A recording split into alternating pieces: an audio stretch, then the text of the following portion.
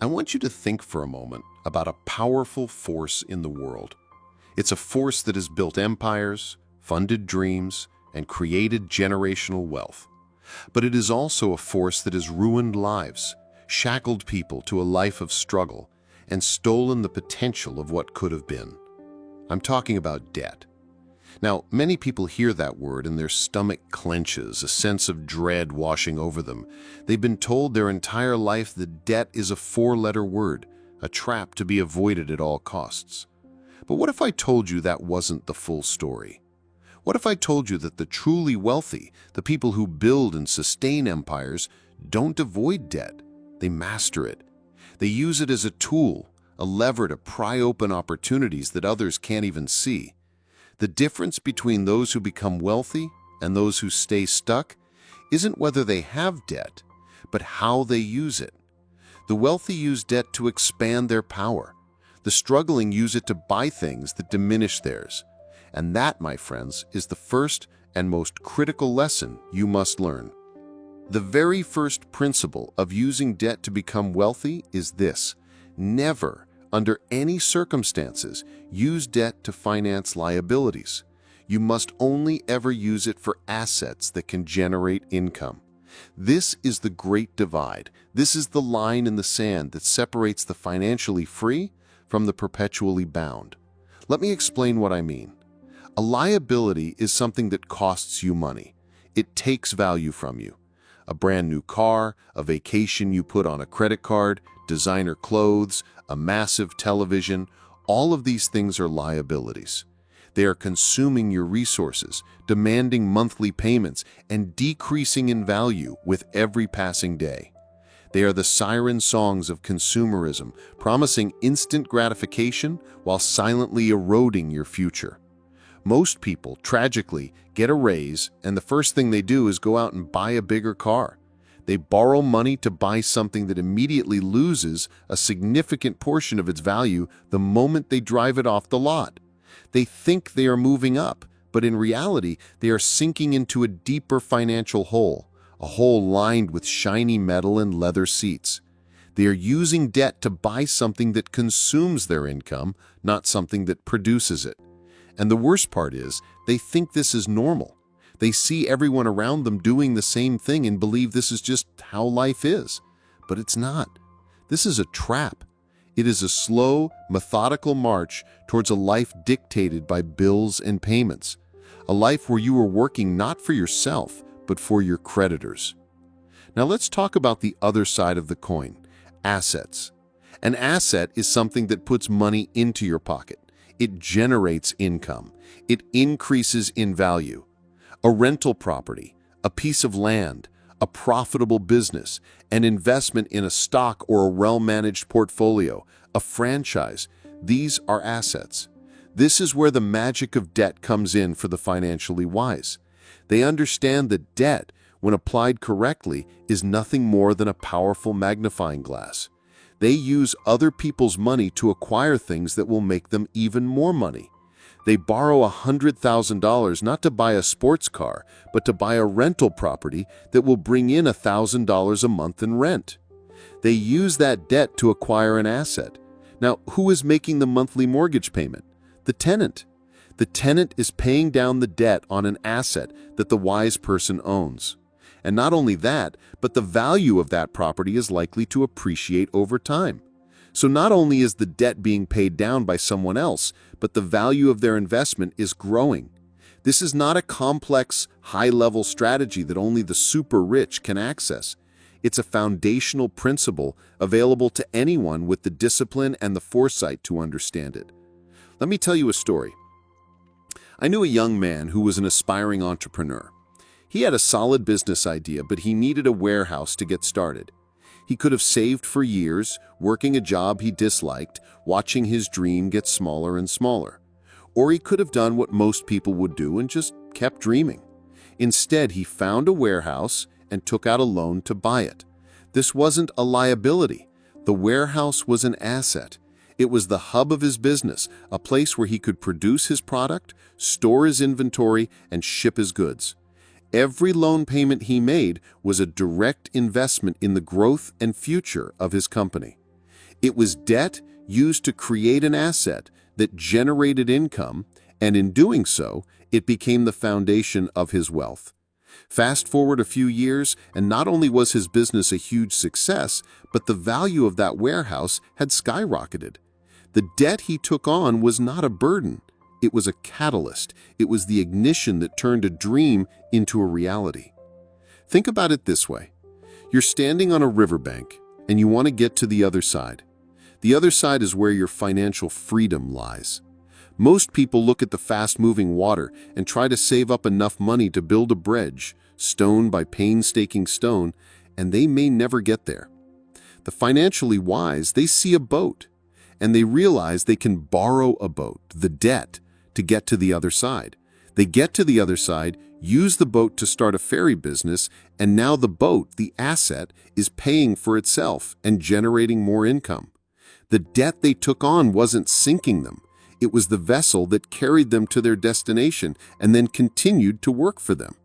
The boat, the asset, produced a new stream of income, and the original debt became a small, manageable part of a much larger, more profitable enterprise. This is not about getting rich quick. It's about understanding the mechanics of money. It's about not being a victim of debt, but becoming a master of it. Now, I can already hear the objections. But what about a home, you might ask? Isn't a home an asset?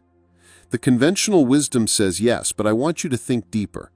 A home you live in is a beautiful place to raise a family, a place of safety and comfort, but it is not a true asset in the purest financial sense because it doesn't put money in your pocket every month. In fact, it takes money from your pocket every month in the form of mortgage payments, property taxes, maintenance, and insurance. It is a liability that provides a lifestyle benefit. Now, don't misunderstand me. I'm not saying you shouldn't own a home. What I am saying is that you must be clear about its financial purpose. The truly wealthy, they might own their own home, but they also own multiple rental properties. They might have a mortgage on their primary residence, but they have several other mortgages on properties that are cash flow positive.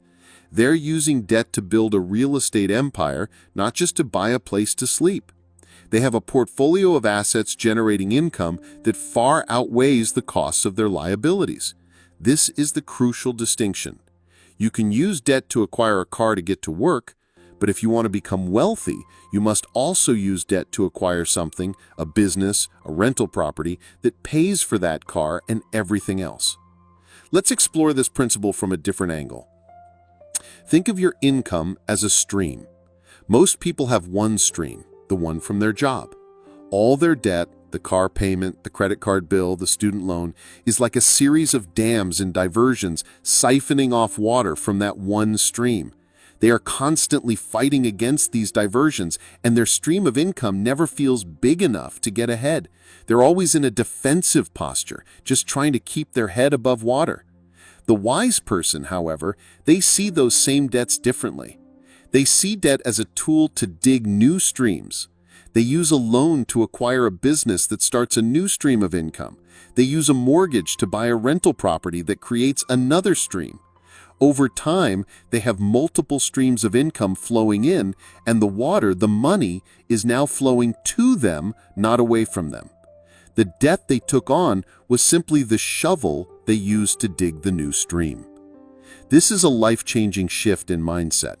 You stop viewing debt as something to be feared and start viewing it as a powerful tool for creation. But like any powerful tool, it must be used with precision and wisdom. A carpenter doesn't use a hammer to cut wood. They use it to drive nails. You don't use debt to buy a liability. You use it to acquire an asset.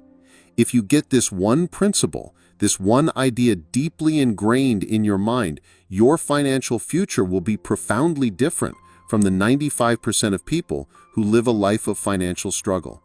The path to wealth is not about avoiding debt.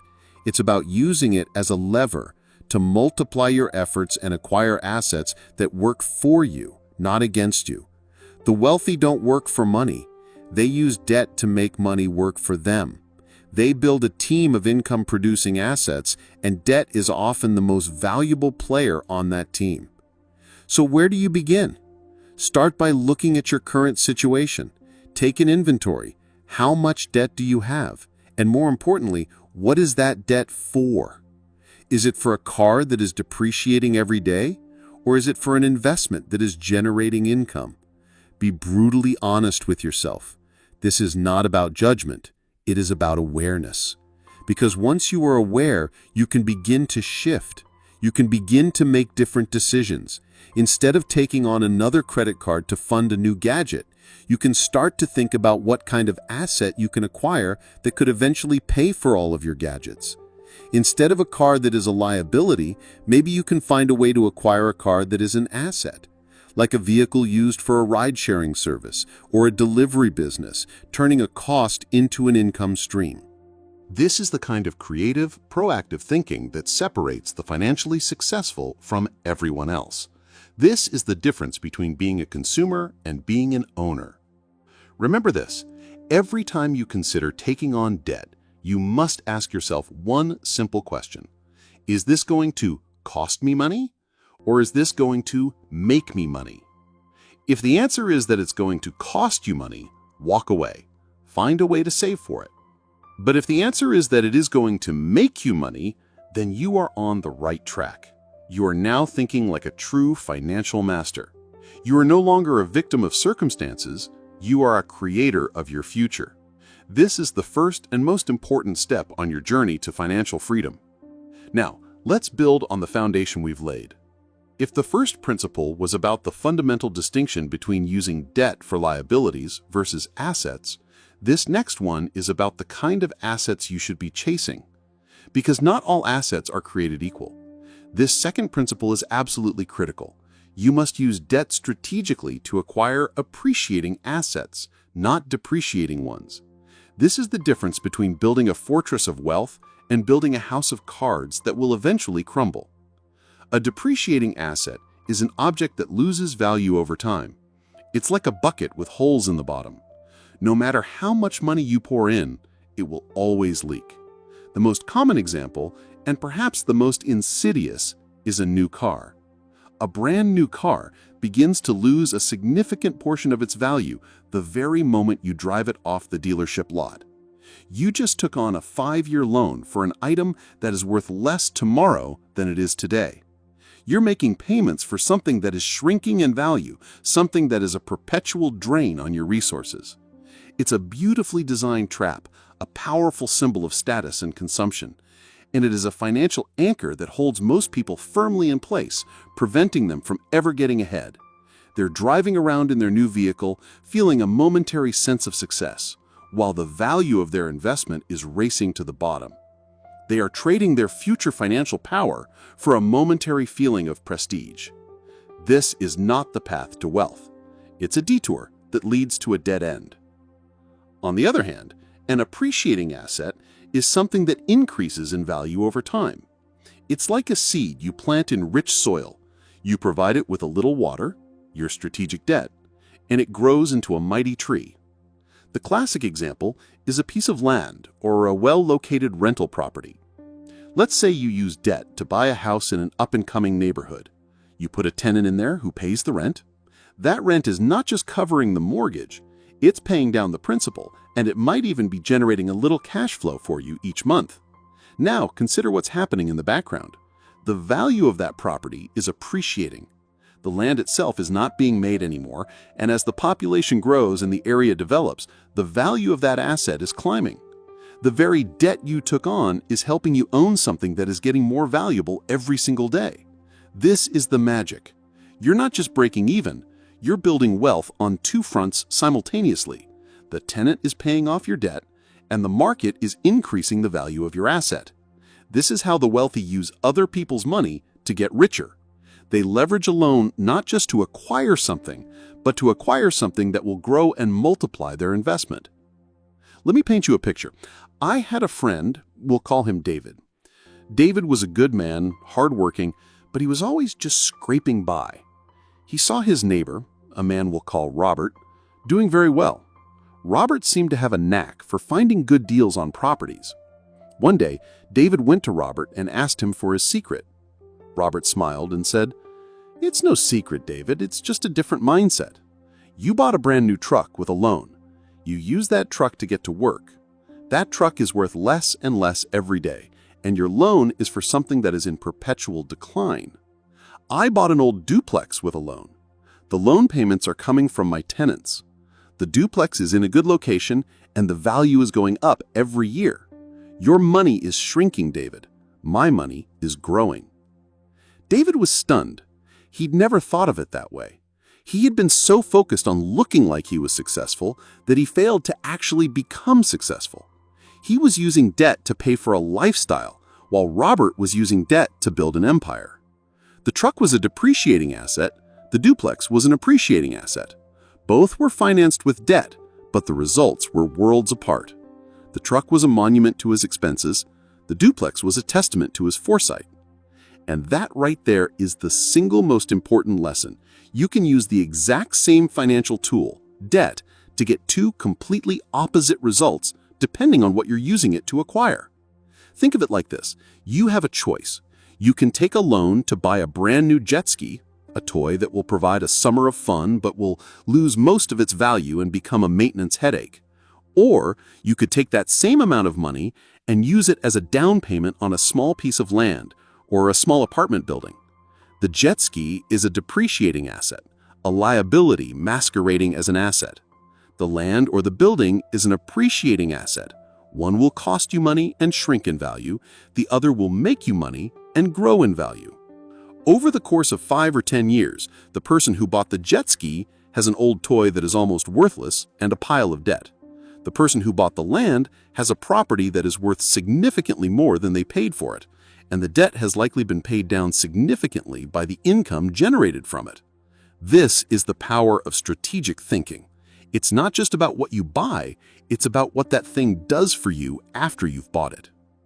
It's a simple idea, but it's not easy to follow. Our culture bombards us with messages that tell us to buy things that depreciate. We are told that we deserve the new car, the latest gadget, the vacation we can't afford. These things are designed to give us an instant hit of pleasure, but they are also designed to keep us on the treadmill, working harder and harder just to pay for them. The path to wealth is often less glamorous in the beginning. It's a lot less exciting to buy a rental property than a sports car.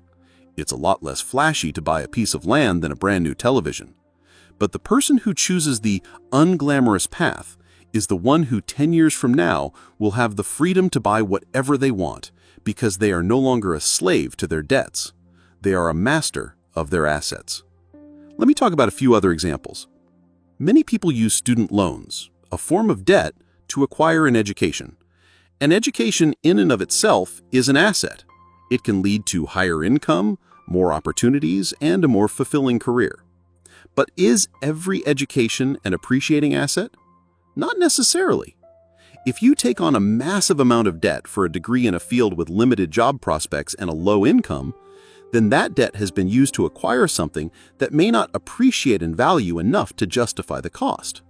But if you take on a reasonable amount of debt for a degree in a high-demand field, you have used that debt strategically. You have used it to acquire an asset, your skills, your knowledge, that will appreciate in value in the marketplace, leading to a higher income that can easily pay off that debt and then build a life of abundance. The asset is your potential income, and you've used debt to increase its value. Or consider a business owner.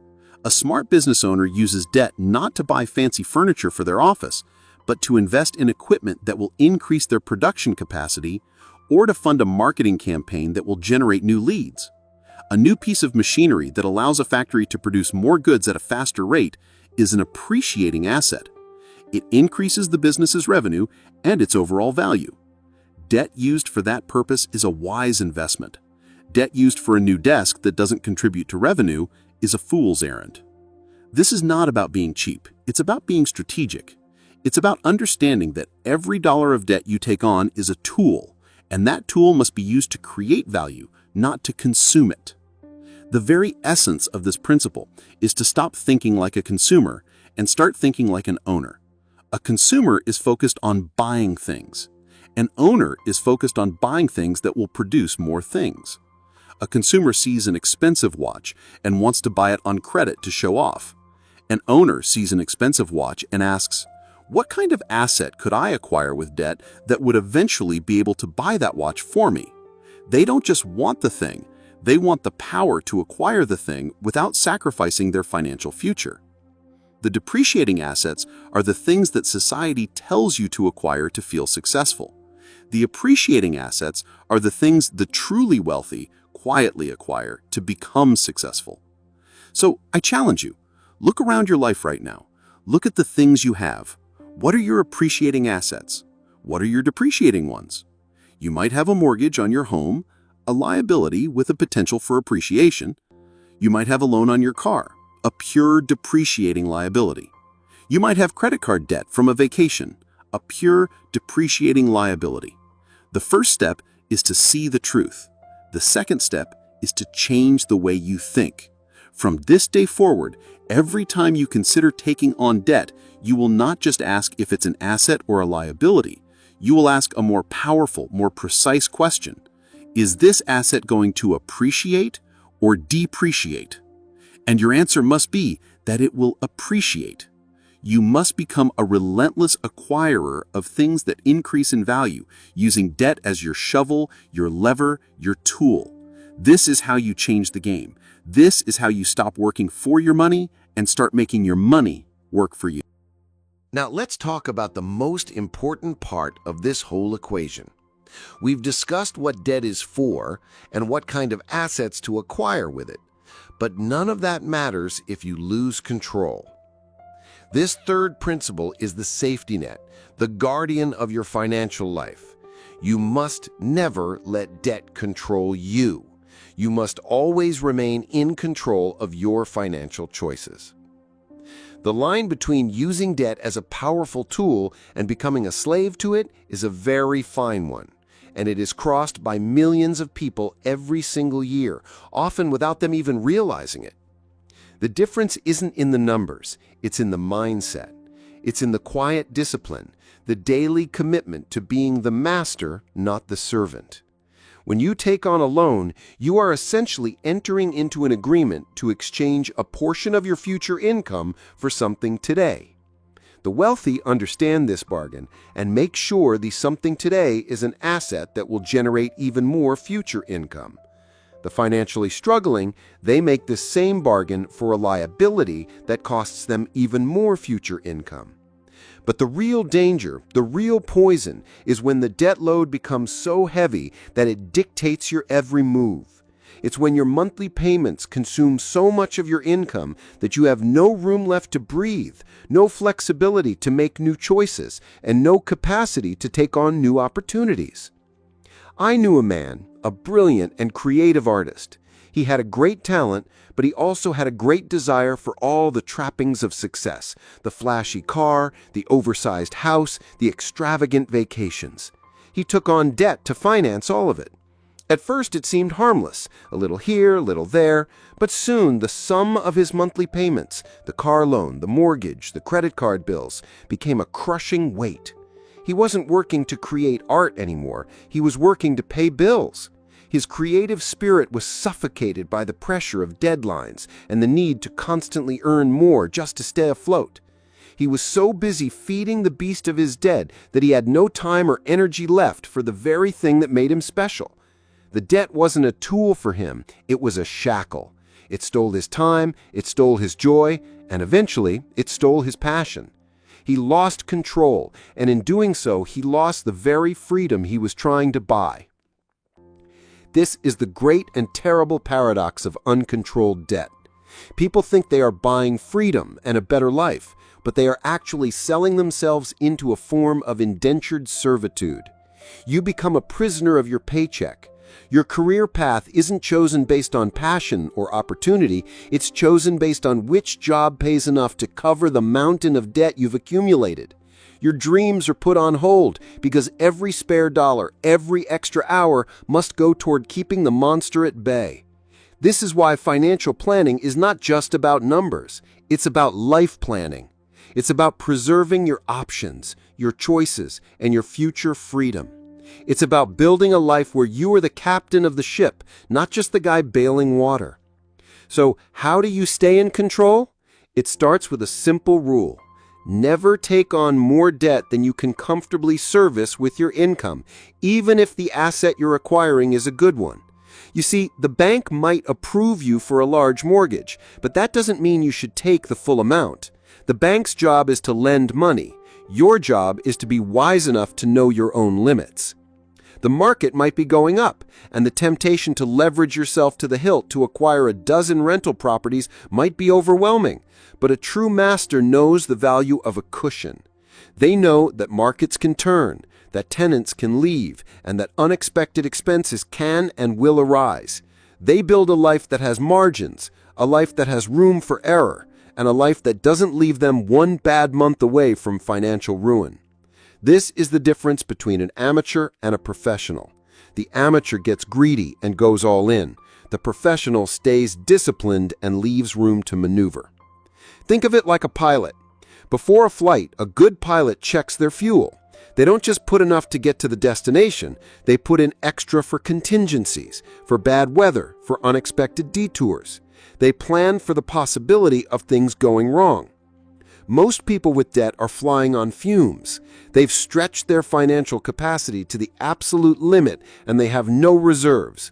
One unexpected car repair, one job loss, one health emergency, and their whole world comes crashing down. They are not in control, their circumstances are, and that is a terrifying place to be. I remember another individual who was a textbook case of this. He was a successful salesman making a great income. He took out a big mortgage on a house he could barely afford, bought a brand new luxury SUV, and put everything on credit cards to keep up with the lifestyle. He was living at the very edge of his financial capacity. Then, the company he worked for went through a restructuring and he was laid off. He had no savings to fall back on. The income stream that was feeding his monstrous debt had dried up. Within a few months, the debt monster, which he had so carefully ignored, came for him. The bank foreclosed on the house. The car was repossessed. The credit card companies called every day. He was forced to take a job he hated just to survive, a job that paid far less than his previous one, and he spent the next several years digging out of the hole he had created. He wasn't a bad person, he was just undisciplined. He let debt be the master of his life, and it took a very heavy toll. So how do you exercise this control? First, you must have a clear picture of your income and your expenses. You need to know exactly how much money is coming in and exactly where every dollar is going. You must have a budget, a financial roadmap, and within that roadmap, you must allocate a specific, disciplined amount to debt repayment. If you can't service the debt comfortably with your current income, you shouldn't take it on. Second, you must have a solid emergency fund. Before you take on any significant debt, even for a good asset, you should have at least 6 months of living expenses saved up in a separate account. This is your safety net. This is the fuel for your plane in case of turbulence. This is the financial freedom that allows you to weather any storm without having to take on more debt or sell a valuable asset at a loss. Finally, and perhaps most importantly, you must have a strong sense of purpose. When you have a clear vision of where you're going, to build a business, to acquire a portfolio of rental properties, to achieve financial independence by a certain age, it becomes much easier to say no to the instant gratification that so often leads to bad debt. Your purpose becomes your guiding star. When you are tempted to buy something you can't afford, you ask yourself, does this bring me closer to my purpose, or does it take me further away? The answer will almost always be that the liability takes you further away. The debt for the appreciating asset, that moves you closer. The wealthy understand that true freedom is not the ability to buy anything you want on credit. It is the ability to walk away from a bad deal, to say no to a temptation, and to make choices based on your values and your vision, not on the demands of a bill collector. They understand that a little bit of short-term discipline is a small price to pay for a lifetime of financial control. They don't just manage their debt, they master it. They make sure the debt is working for them, and they never, ever let it get to the point where they are working for it. That, my friends, is the most powerful choice you can make. Now, let's talk about a principle that separates the dreamers from the builders, the hope givers from the doers. It's the difference between casting a seed on the wind and planting it in carefully prepared soil. This fourth principle is simple, but its power is immense. You must always borrow with a clear, specific repayment plan. You should never, ever take on what I call blind debt. What is blind debt? It is debt taken on in the dark, without a map or a destination.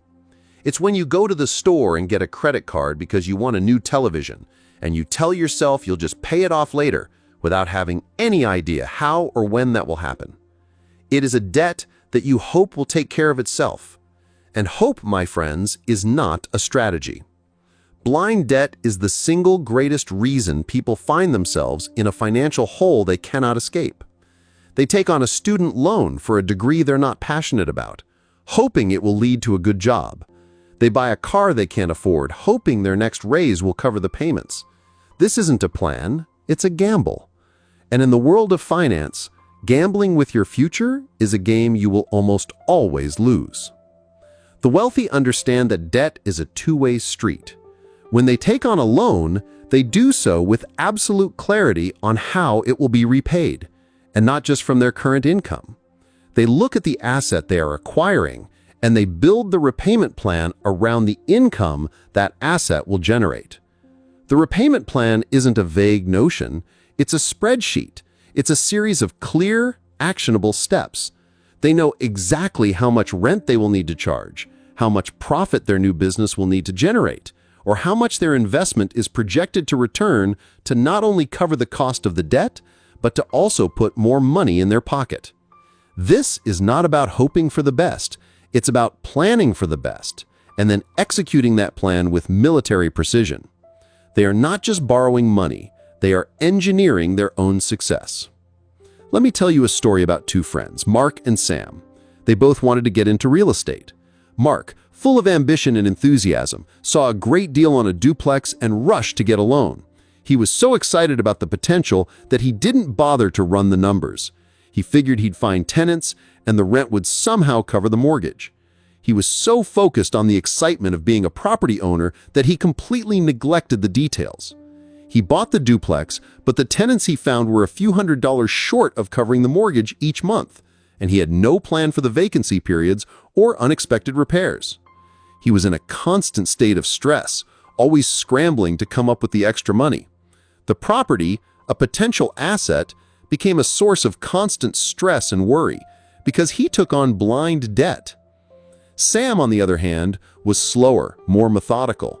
He found a similar property, but before he even applied for a loan, he spent weeks creating a meticulous repayment plan. He researched the average rent in the area, he factored in a conservative vacancy rate, and he set aside money for maintenance and a potential property manager. He knew exactly what the monthly payment on the loan would be, and he made sure that his projected income from the property was significantly more than the cost of the loan, including all of the contingencies he had planned for. When he finally took on the debt, it wasn't an act of hope, it was an act of confidence. He knew the numbers, he knew the plan. The debt didn't control him, he controlled it. And when he eventually bought the property, it was a source of income and peace of mind, not a source of stress. The difference wasn't the property, it was the plan. Blind debt is the friend you lend money to who says, "I'll pay you back later," but can't tell you how or when. It's a promise with no substance. Planned debt is a business deal with a clear contract, a timeline, and a guaranteed return on investment. The financially successful don't just ask, "Can I get this loan?" They ask, "How will this loan pay for itself?" This shift in thinking is fundamental. It moves you from being a consumer to being a financier. It moves you from a position of reaction to a position of proaction. Think about credit card debt. This is perhaps the most insidious form of blind debt. People swipe the card, promising themselves they'll pay it off next month, but they don't have a specific plan to do so. They just hope they will have enough extra money. And when they don't, the interest rates, often in the double digits, begin to pile up. The interest is like a thief in the night, silently stealing their wealth. This isn't debt taken on to acquire an appreciating asset, it's debt taken on to acquire a lifestyle, and it's repaid with no plan, no foresight, and no discipline. A credit card can be a useful tool for a short-term planned expense, but for the majority of people it is a tool for blind debt, and it is a path to financial ruin. So, how do you create a clear repayment plan? First, you must know your numbers. You must know exactly how much the loan will cost you in total, including interest. Don't just look at the monthly payment, look at the lifetime cost of the debt. Second, you must identify a specific income stream that will be responsible for paying that debt. If you are taking on debt for a rental property, the rent is the income stream. If you are taking on debt for a business, the revenue from the business is the income stream. This is why you must never use debt to finance a liability, because a liability does not have an income stream that can repay the debt.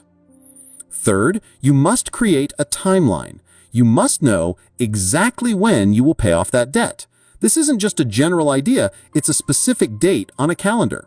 When you have a timeline, you can see your progress. You can celebrate milestones, and you can course correct if you fall behind. This is the power of a plan. A plan turns a vague aspiration into a tangible reality. It turns a hope into a certainty. It gives you a roadmap for the future, and it allows you to sleep at night knowing that you are in control of your financial destiny. This is what separates the dreamers from the builders. The builder doesn't just look at a blueprint and hope the building will stand. They look at the blueprint, they see the foundation, they see the walls, they see the roof, and they have a clear plan for every single step of the process. They know what materials they will use, and they know the exact sequence of events. They don't take on a project blindly. And you should not take on debt blindly. This is not just about financial success, it is about personal character. It is about discipline. It is about foresight. It is about being a person who says what they mean and means what they say. When you borrow money with a clear repayment plan, you are making a promise not just to a bank, but to yourself. You are saying, I am capable, I am disciplined, and I am in control of my financial future.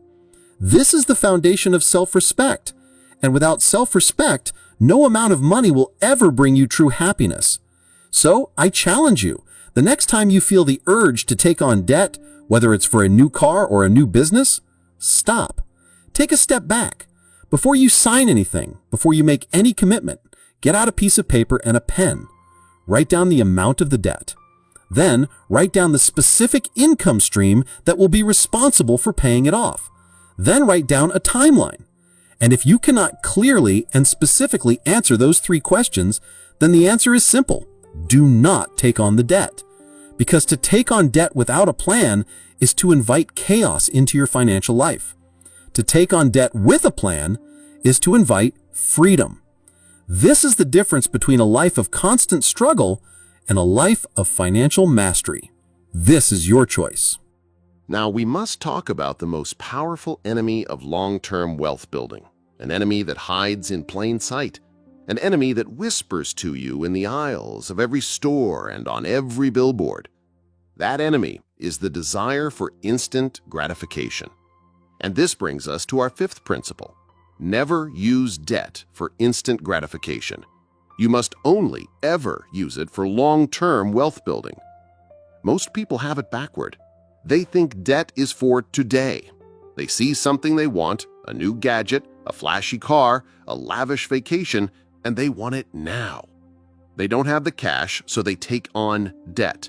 They trade their financial future for a momentary feeling of pleasure, for a brief rush of owning something new.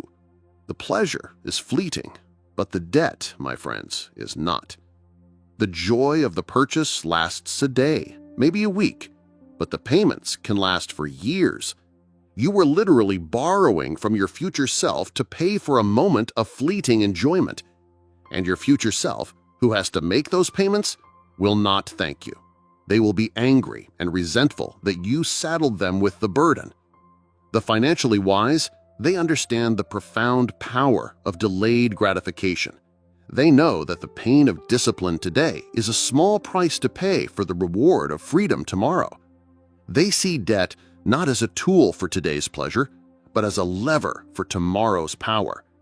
They use debt to acquire an asset, a business, a rental property, a piece of land that won't necessarily give them instant pleasure, but will give them enduring financial peace and growing income for the rest of their lives.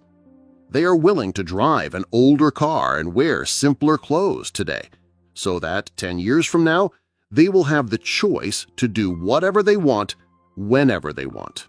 This is the ultimate form of self-respect. Let me tell you about a conversation I had with a young man. He was making a decent salary, but he was always complaining about being broke. One day he showed me a new, expensive watch he had just bought on credit. He was so proud of it. I looked at him and said, "That watch looks nice. What is its purpose?" He said, "What do you mean? It tells time." I said, "I have a watch that tells time too, and it cost a fraction of what you paid for that one. So what is its real purpose?" He thought for a moment and said, "Well, it makes me feel good. It makes me feel successful." I said, "I understand that.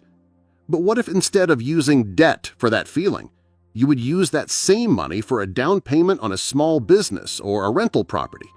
In a few years, that business could be bringing in enough income to buy you a dozen of those watches with cash.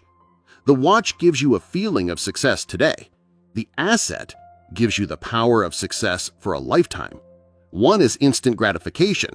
The other is long-term wealth building." He was silent, the truth of the statement hitting him. He had traded real power for a fleeting feeling, and he had used debt to do it. This is the great battle in our lives, the battle between today and tomorrow. Our culture is built on the religion of now. We're told to live in the moment, to treat yourself, to you only live once. And these are not bad ideas in themselves, but when they become the justification for using debt to buy liabilities, they become a dangerous trap. The financially wise, they understand that you can't get everything today. You have to earn it, and the way you earn it is by having the discipline to forego a little bit of pleasure today for a whole lot of power and freedom tomorrow. Think of it like building a fire. The instant gratification seeker throws all their kindling, all their small sticks onto the fire at once. It creates a big, brief flash of light and warmth. But then it's gone, and they are left in the cold with no fuel left to create a lasting fire.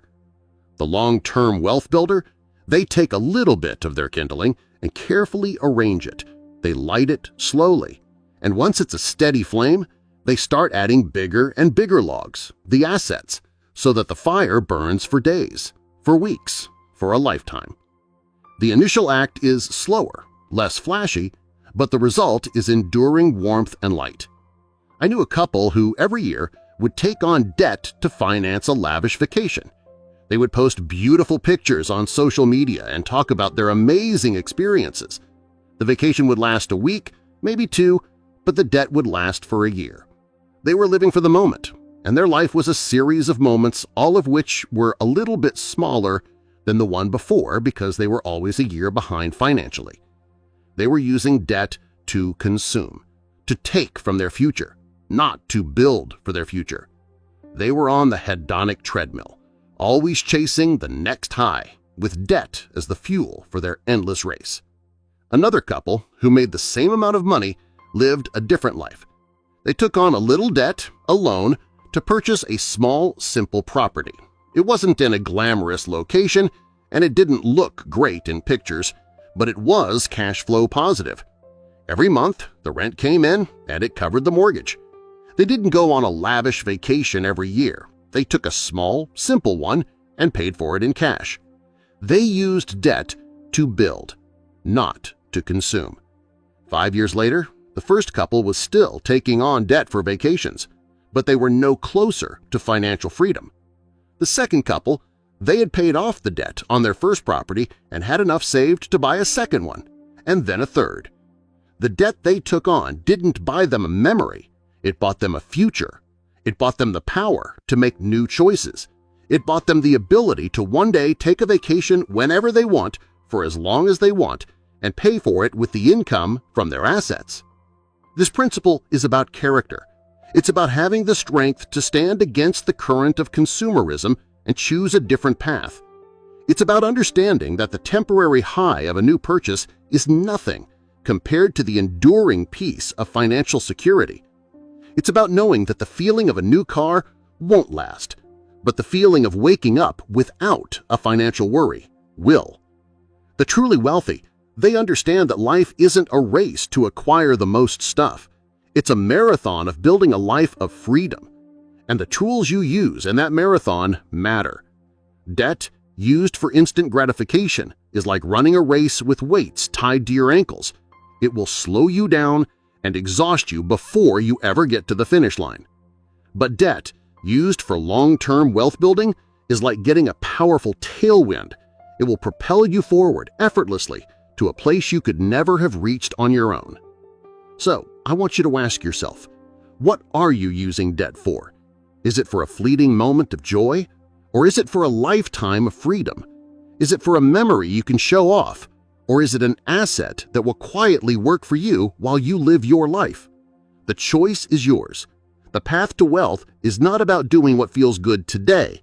It's about doing what is right today so that you can feel good for the rest of your life. This is the difference between a life of perpetual struggle and a life of profound fulfillment.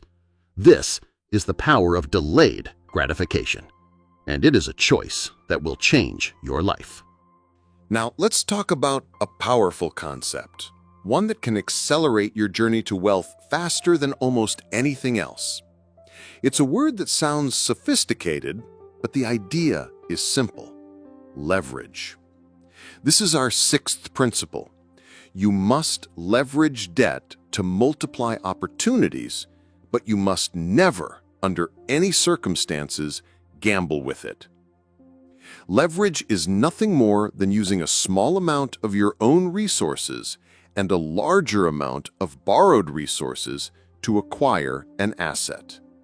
Think of it like a lever. You can use a small amount of force on one end of a lever to lift a heavy object on the other end. That's what smart debt does for you. It allows you to use a small amount of your capital, your down payment, to control a much larger asset. It's the difference between trying to push a heavy rock with your bare hands and using a lever to move it with ease. The wealthy understand this. They don't use just their own money. They use other people's money, the bank's money, to acquire and control high-value assets. Consider a simple example. Let's say you have $25,000 to invest. You could go and buy a plot of land for $25,000, and if that land doubles in value, you've made a $25,000 profit. That's a good return. But what if you use that $25,000 as a down payment on a $100,000 property using a loan for the remaining $75,000? Now you control a $100,000 asset. If that property doubles in value to $200,000, you've not only paid off the loan, but you've also made a $100,000 profit from your initial $25,000 investment. You didn't just double your money, you quadrupled it. The debt was the lever. It magnified your opportunity.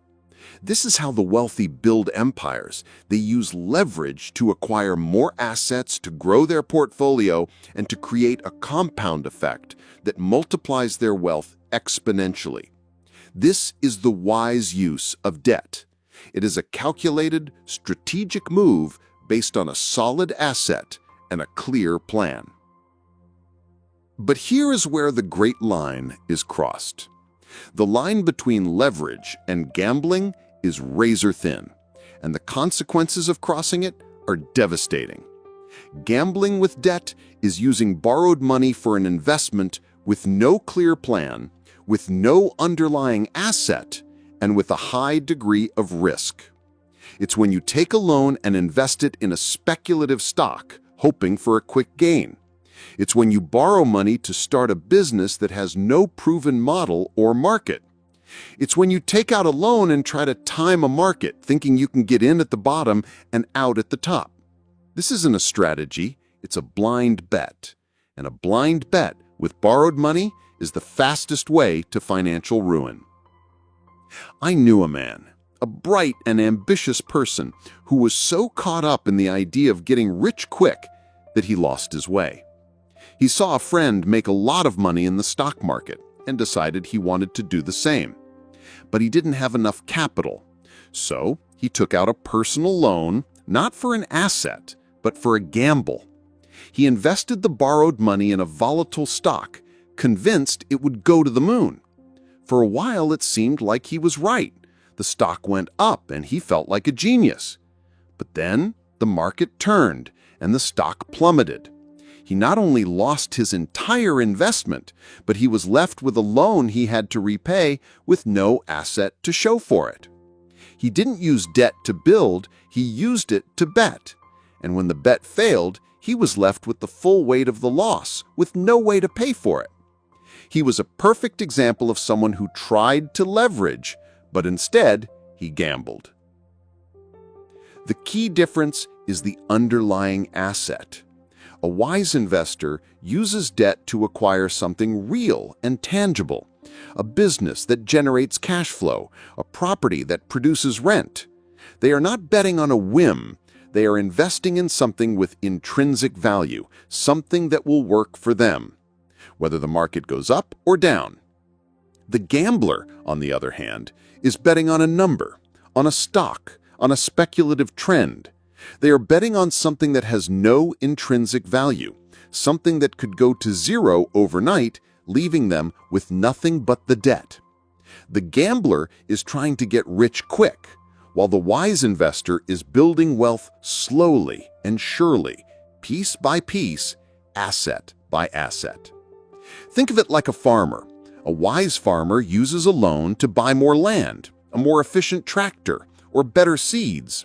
These are all assets that will increase their crop yield, which in turn will increase their revenue to pay off the loan and increase their profit. This is leverage. This is a wise, calculated risk. A foolish farmer, however, might use a loan to bet on a certain crop, a crop that has no proven market, or they might gamble their harvest on a bet that the price will skyrocket. This is gambling. The wise farmer is betting on his ability to work the land and the land's ability to produce. The foolish farmer is betting on luck. In the long run, the wise farmer always wins. The media, the internet, and social media are filled with stories of people who made a fortune overnight by making a risky bet.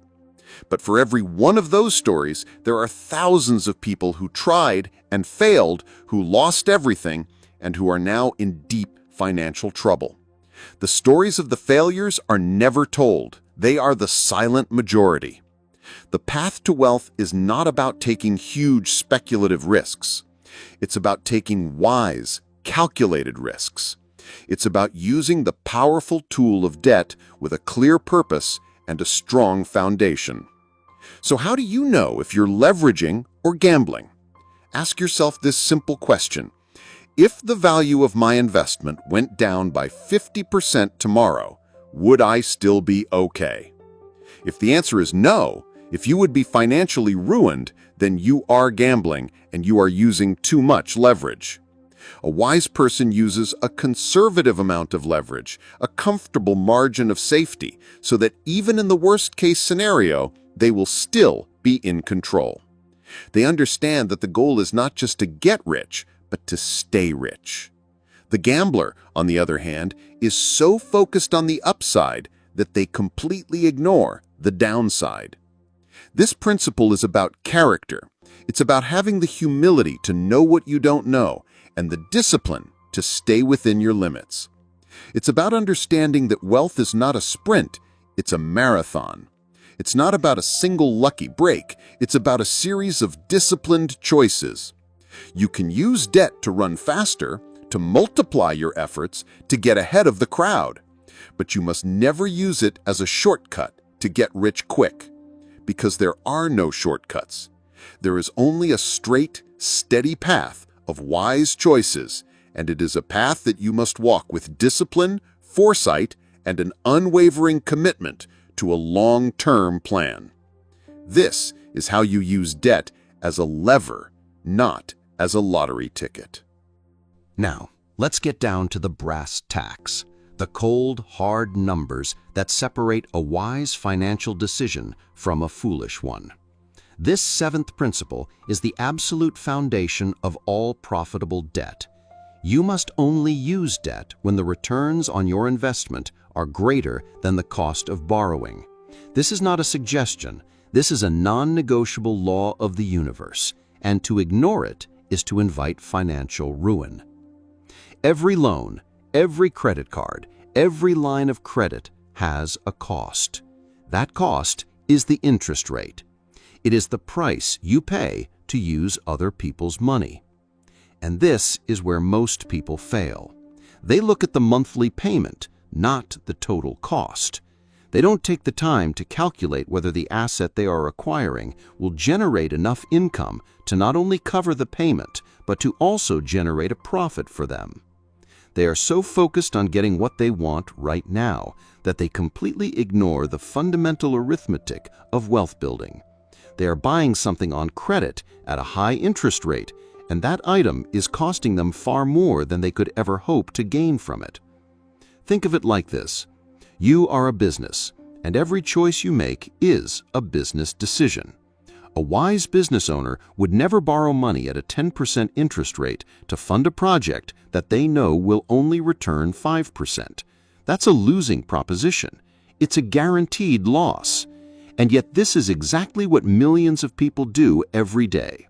They borrow money at credit card interest rates, which can be anywhere from 15% to 25% or even higher, to buy consumer goods that will return a solid 0% in income and will depreciate in value every single day.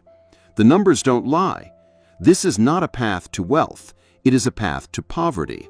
It is a slow, methodical transfer of your future income to the financial institutions that lend you the money. Let's get very specific with an example. You find a rental property for $200,000.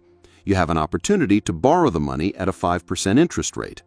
You run your numbers and you find that after all expenses, the mortgage, the property taxes, insurance, and maintenance, you can get a rental income that gives you a 10% return on your investment. In this scenario, you are borrowing at 5% and your asset is returning 10%. The difference, the spread of 5%, is your profit. This is smart leverage. The debt is working for you. It is a tool that is generating a positive return, and it is a wise, strategic choice.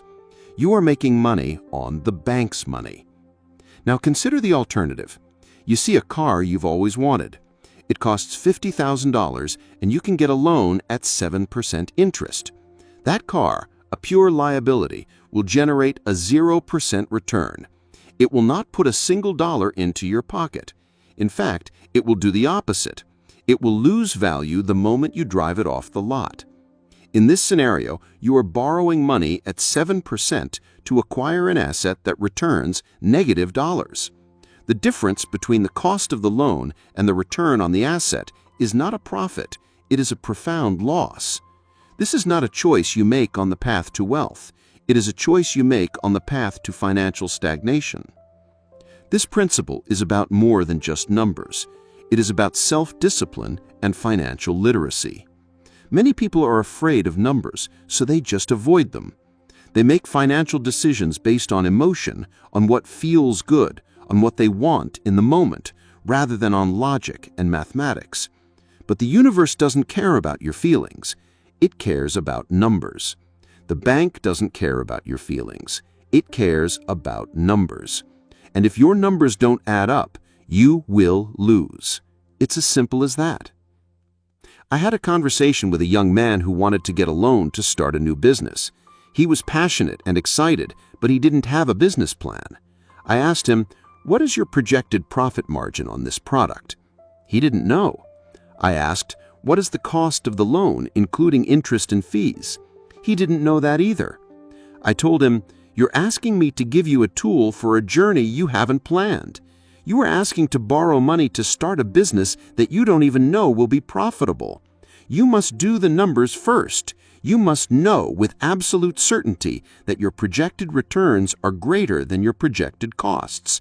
If you don't know that, you are not starting a business. You are taking a blind risk, and you are inviting financial failure. He took my advice, went back to the drawing board, and came back 6 months later with a detailed business plan. The plan showed him that his initial idea was not profitable, and he had to change it. He was grateful because he learned that a bit of discipline and foresight can save you a world of pain and a lifetime of regret. This is the very essence of wealth building. It's not about finding a magic formula. It's about doing the work, running the numbers, and making a cold, logical decision. You must become a master of the math. You must know your interest rates, your return on investment, and your total cost. You must be able to look at any potential debt and say, this is a good deal, because the money I'm using is going to generate more money than it costs me.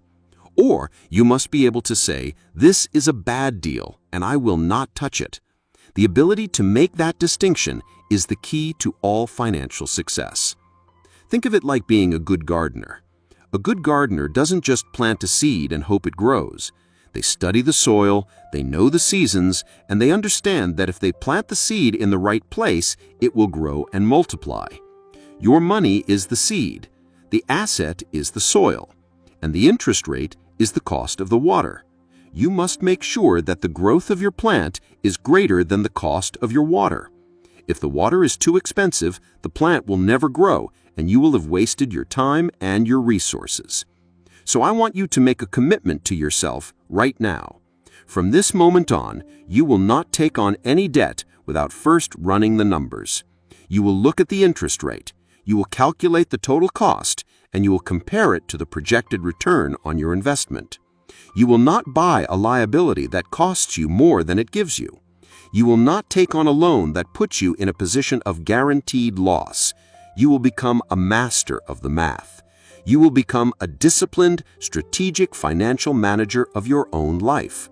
This is the only way to ensure that your debt is a servant, not a master, and that your life is a story of wealth and prosperity, not one of struggle and regret. This is the difference between a life of financial freedom and a life of constant burden. Now, let's talk about the cancer of the financial world. It's a disease that doesn't just slow you down, it devours your wealth, your future, and your peace of mind. This is our 8th principle. You must avoid toxic debt, like credit cards and payday loans, at all costs. They are not tools for building wealth. They are instruments of its destruction. Most of the debt we've talked about so far, mortgages, business loans, strategic lines of credit, can be good debt. It can be a tool, a lever for creation. But toxic debt is a different animal entirely. It is debt that is designed to keep you trapped.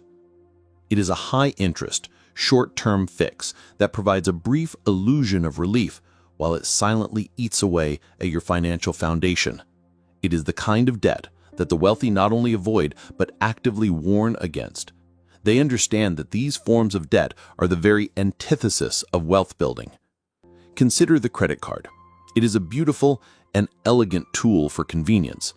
It allows you to buy something now and pay for it later. Used properly, it can build your credit score and even give you rewards. But used improperly, it is a financial vice. The average American family carries a significant amount of credit card debt. And for what? For consumer goods, for a vacation, for a meal they couldn't afford. They are paying exorbitant interest rates, often in the high double digits, for things that are long gone or have lost all their value. It is the ultimate form of a losing proposition.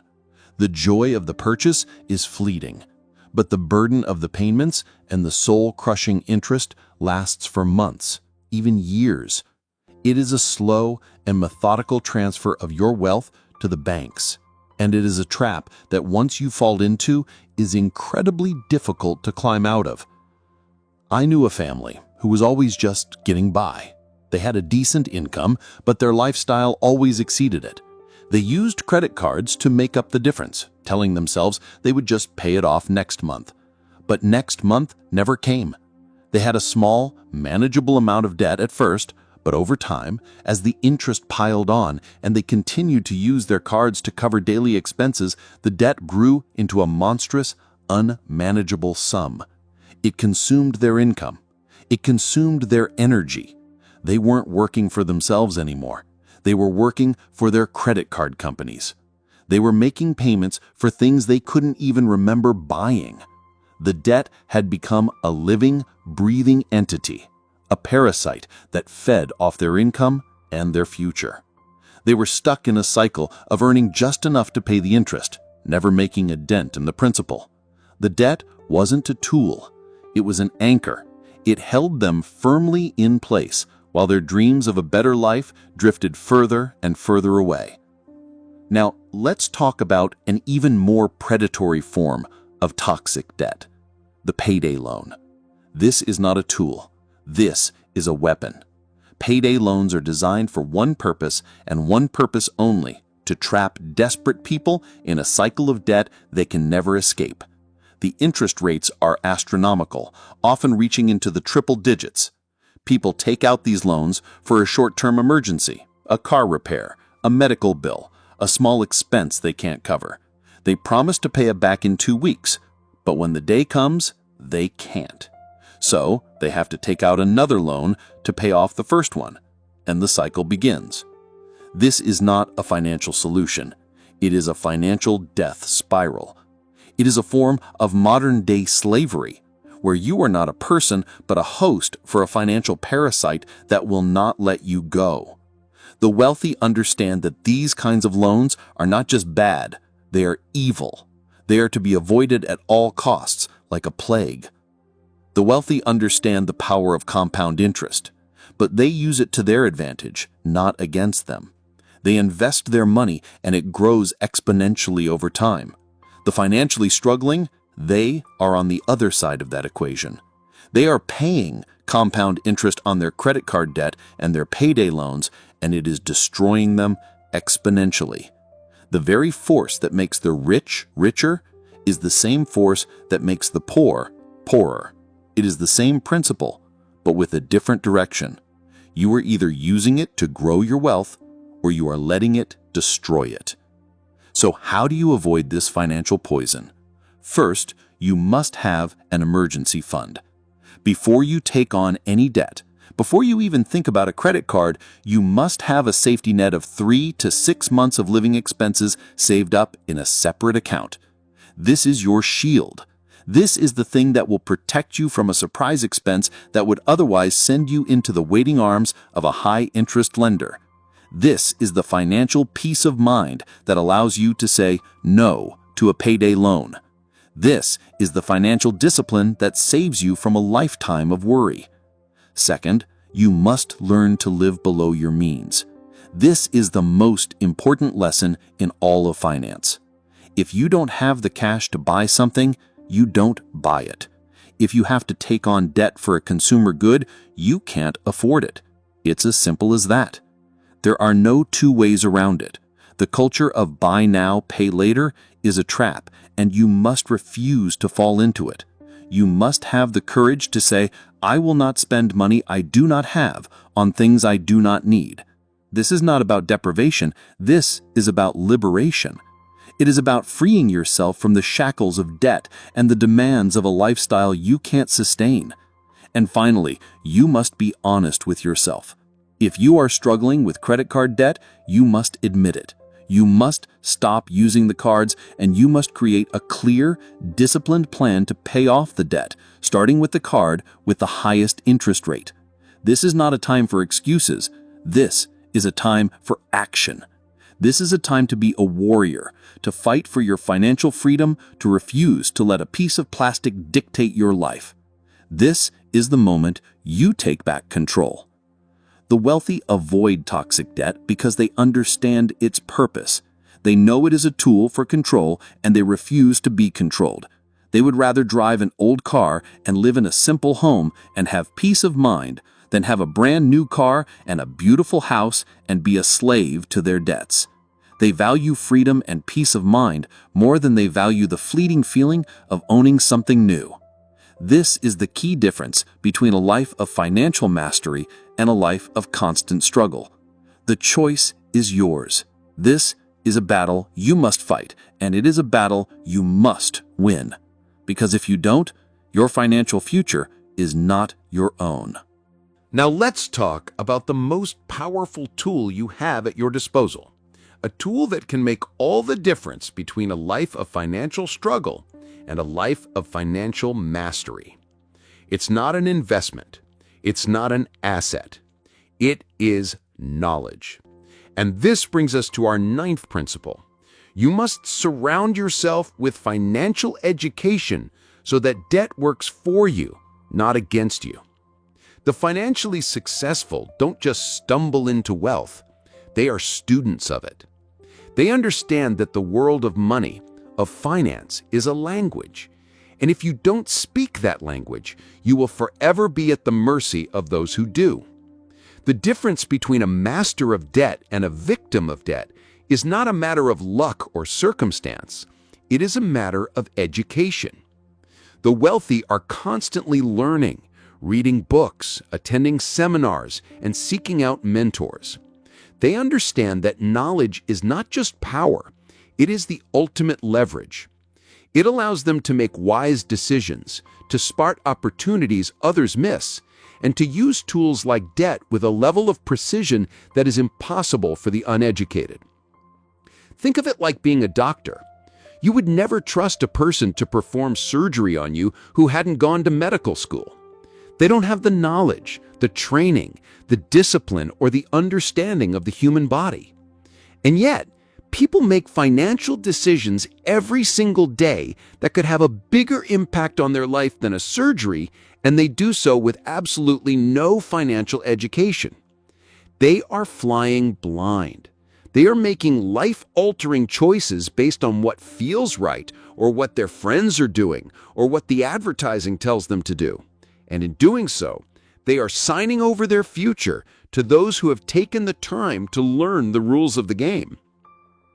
I knew a man, let's call him Steve, who inherited a substantial amount of money from his family. He had a great opportunity to use that money to build a life of financial freedom. But he had no financial education. He didn't know the difference between a good investment and a bad one, between an asset and a liability. So he made decisions based on what seemed good at the time. He bought a flashy car, a bigger house than he needed, and invested in a speculative business because a friend told him it was a sure thing. Within a few years, he had spent all of his inheritance and taken on a substantial amount of debt to maintain a lifestyle he couldn't afford. He wasn't a bad person. He was just uneducated. He had all the tools, all the resources, but he lacked the knowledge to use them wisely. He thought money was a game of chance, when in reality, it is a game of skill. And skill, my friends, is built on knowledge. On the other hand, I know a woman who started with nothing. She had no inheritance, no special opportunities, but she had a thirst for knowledge. She read every book she could on personal finance, on real estate, on business. She found mentors who were where she wanted to be financially, and she listened to their advice. She learned that a loan wasn't a burden. It was a powerful tool. She learned how to calculate return on investment, how to find good deals, and how to negotiate a contract. She took on a small amount of debt to buy her first rental property, and she did so with a level of confidence and precision that most people would never have because she had done her homework. That first property led to a second, and a third, and a fourth. In less than a decade, she had built a multi-million-dollar real estate empire. Her success wasn't an accident. It was the direct result of her commitment to financial education. The world of finance is a complex one, filled with pitfalls and traps for the uneducated. You can get a mortgage with an interest rate that is a point higher than you should be paying. You can get a credit card with hidden fees and clauses.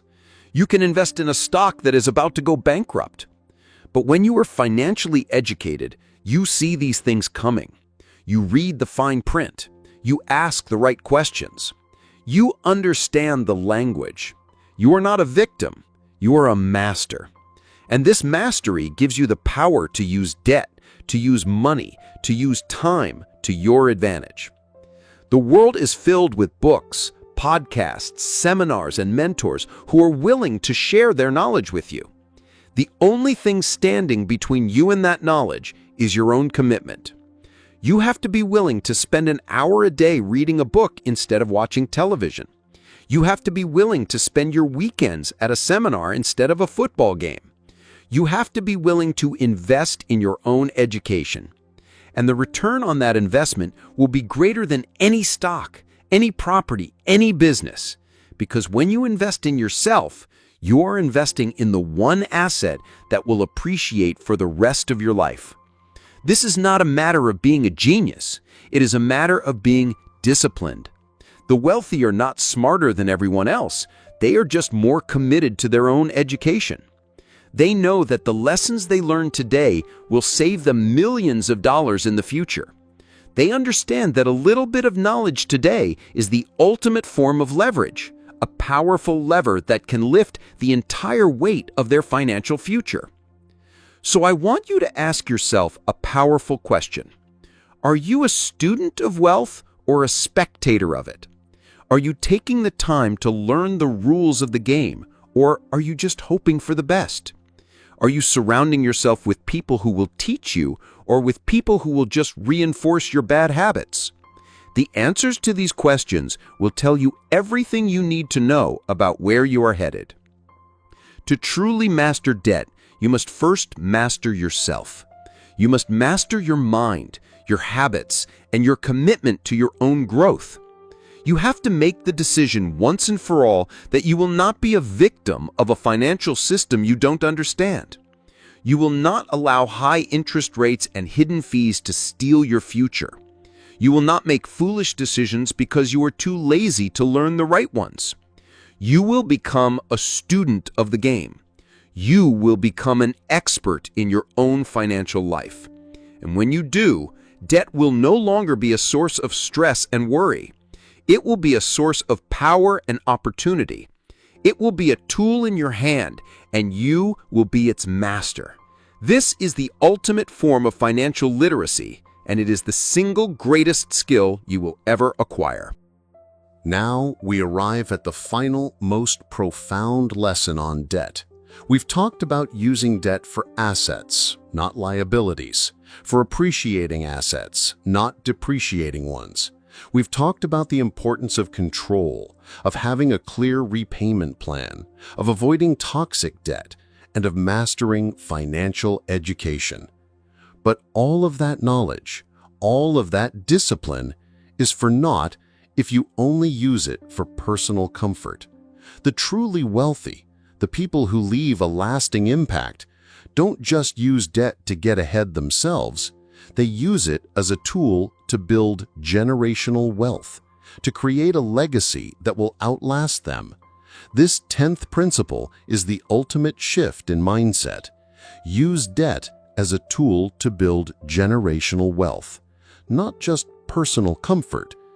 Most people are building a house of comfort. They use debt to buy a bigger house for themselves, a nicer car for themselves, a more lavish vacation for themselves. They are a one-man show, building a life that feels good and looks good in the moment. But the moment they stop working, the payments stop.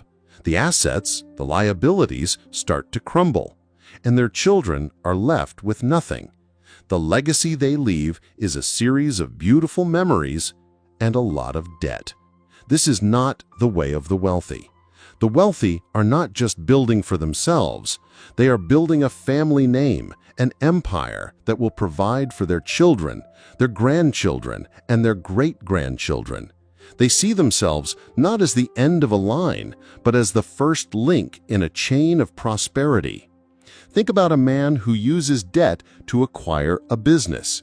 He could just work the business, pay himself a good salary, and enjoy a comfortable life. But the wise man does more.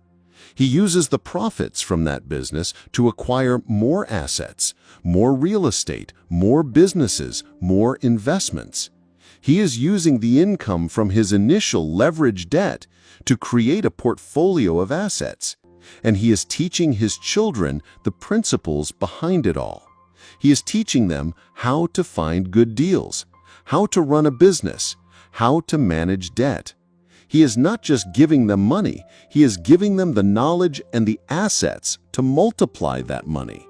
He is using debt not just to build a personal income stream, but to create a financial ecosystem that will sustain his family for generations. The original debt was just the first stone in the foundation of a mighty fortress. Let's take real estate as a prime example. A man could use debt to buy a beautiful home for his family and live a comfortable life. But the wise man does more. He uses debt to buy that home, but he also uses debt to buy a rental property. He teaches his children about the rental property.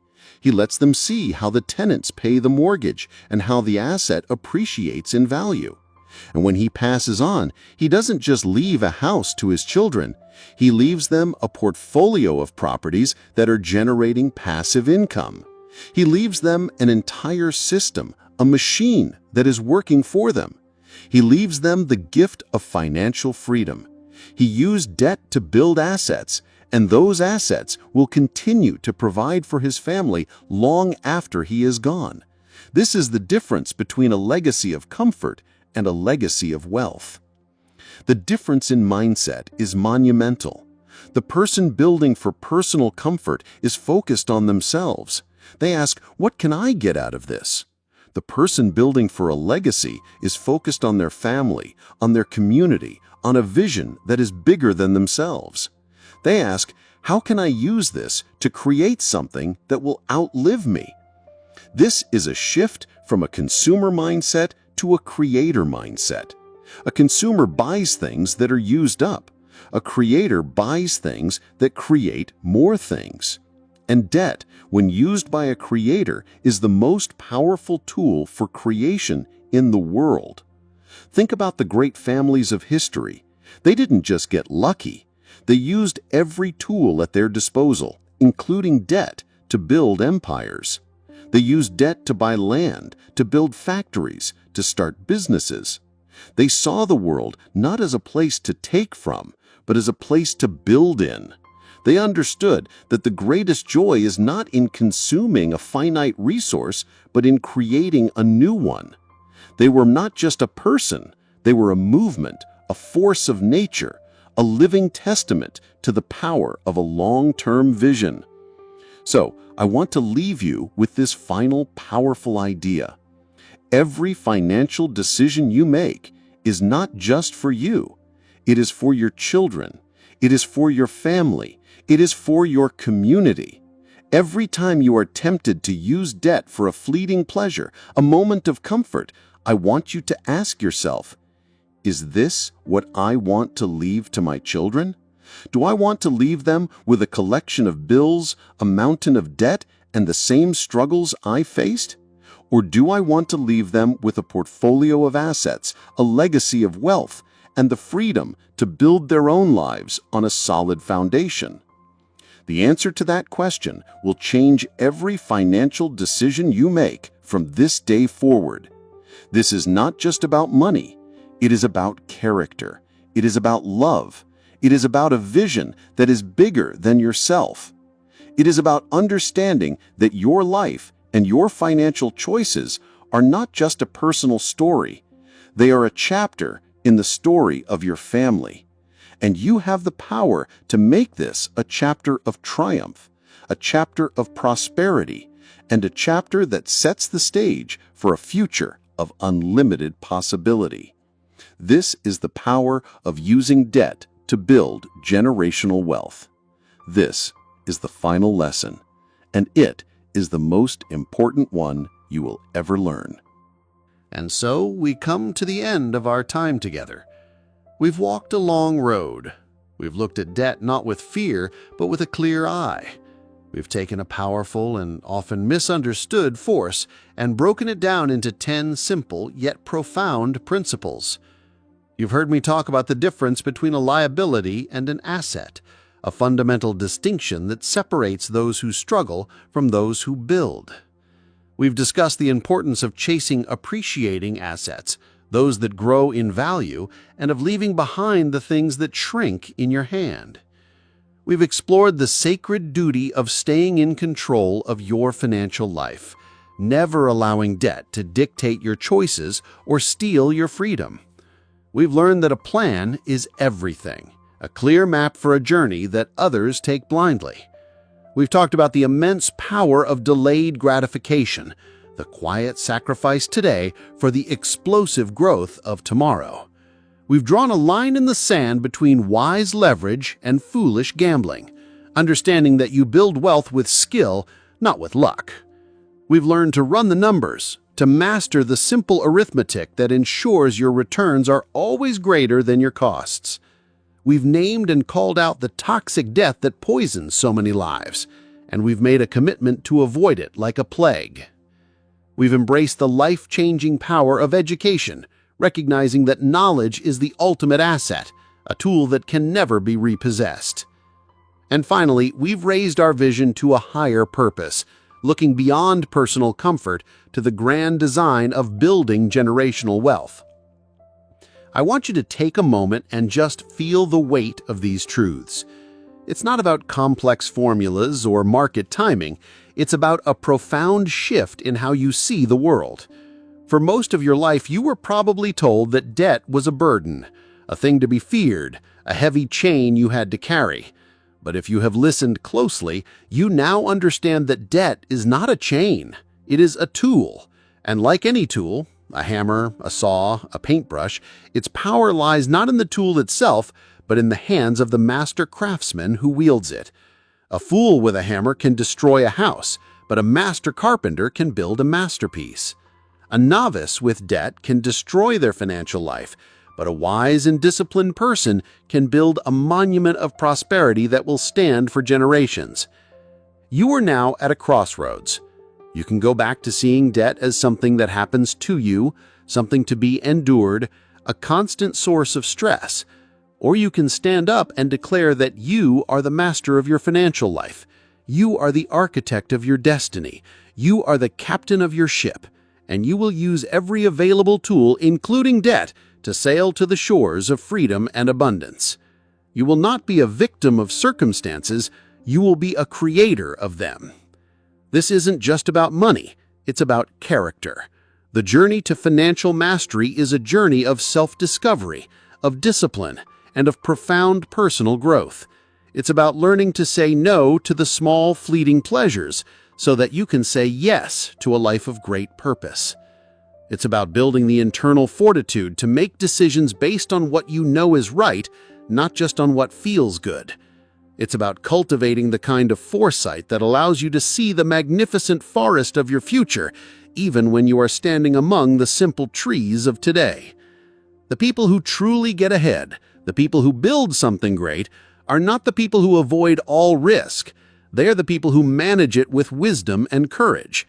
They understand that a little bit of debt, when used for a great purpose, is a small price to pay for a life of boundless opportunity. Your future self is waiting for you.